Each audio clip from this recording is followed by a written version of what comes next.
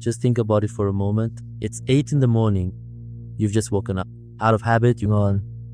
You think your home internet is down, but actually something much worse has happened. You go to the window and look outside. You see everyone outside holding their phones up in the air, searching for a signal, but no one has any reception. A terrible disaster has happened. The 9,000 satellites that were sent into space to connect people, countries, and basically everything in our lives, suddenly all of them shut down at once. And we have no idea how long this is going to last. What do you think will happen? Welcome to the first video from New Horizon. Together we're going to travel to the future and talk about possible and impossible scenarios, good and bad events, and the future that awaits technology to see what might happen. If you'd like to join me, I suggest you watch the video all the way to the end. You're going to have to make a really tough choice. Most people still haven't realized what's happened and still think it's just their home internet. The first casualties we can consider in this disaster are two things. First, money. Second, transportation. Now, how exactly? Imagine the global markets that used to be open 24/7, things like Nasdaq and Dow Jones stocks, or any cryptocurrency you own, or the money in your credit card, all of them are now inaccessible and you have no way to reach them. Let me emphasize again, there's still no telling how long this situation will last. Let me give you an example for transportation as well. The moment the internet goes down, there are at least several thousand airplanes flying in the sky. They can no longer use their satellite communications. They can't see air traffic and are forced to rely on old methods like visual contact for landing. Obviously, this is where some really terrible disasters happen to people. Those major ports that were using smart logistics systems to automate certain tasks will all be stuck as well. They won't be able to do anything anymore. That entire global supply chain that operates for us, the imports and exports coming into our country from other countries or leaving our country, all of it comes to a halt instantly. Now, within this transportation, there are medicines, food, various digital products, agricultural goods, everything is included. None of these will reach consumers or different countries anymore. A few days after this disaster, a new kind of hunger hits us. Can you guess what it is? It's a hunger for information, for news. We're addicted to information and news. We can't live without them. In these circumstances, we can believe anything anyone says. We can believe any rumor because there's no Instagram, no Twitter. There are no social networks or websites to debunk these things or to tell us exactly what has happened. We believe the rumors, and at this point, radio and television probably come back, but now on digital platforms, not analog anymore. And of course, it's clear that we don't have any journalists to prepare reports for us from around the world and send them to our television or radio networks. Now imagine one day there's a rumor that it was a massive electromagnetic bomb, or maybe not. Maybe it was actually done by governments to completely control people, but you have no idea what's true. A month, 2 months have passed since this disaster.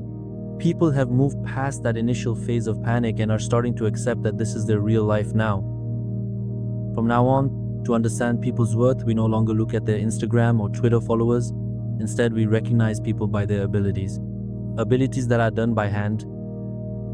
If someone is a mechanic, carpenter, or farmer, especially if you belong to these groups in this era, you rise to the top of the pyramid and are considered part of the affluent class in society. That's when people turn to reading books, looking for articles about agriculture, mechanics, or any manual work they can do to get out of the current situation. We might even go back to the Middle Ages. For example, you might offer someone 3 kilos of potatoes for some plumbing work. Why? Because you're a farmer and a plumber. There's no money left in the middle of all this. All your cash has run out over these past few months and you're forced to barter goods for goods. This is a really bad situation where governments can't have any control or oversight over it. In this situation, we don't even have digital entertainment anymore. We can't go to a gaming cafe to play games or stream Konobashi season anymore. We're forced to play board games with family and friends, games that bring people together just to keep ourselves entertained. Just imagine, after all these years where everyone only stayed in touch through phone calls and video chats, now, in order to see each other, people have to travel to each other's cities, meet up in person and connect face to face. From some perspectives, this could actually be a good thing, and maybe getting used to this way of life isn't as bad as everyone says.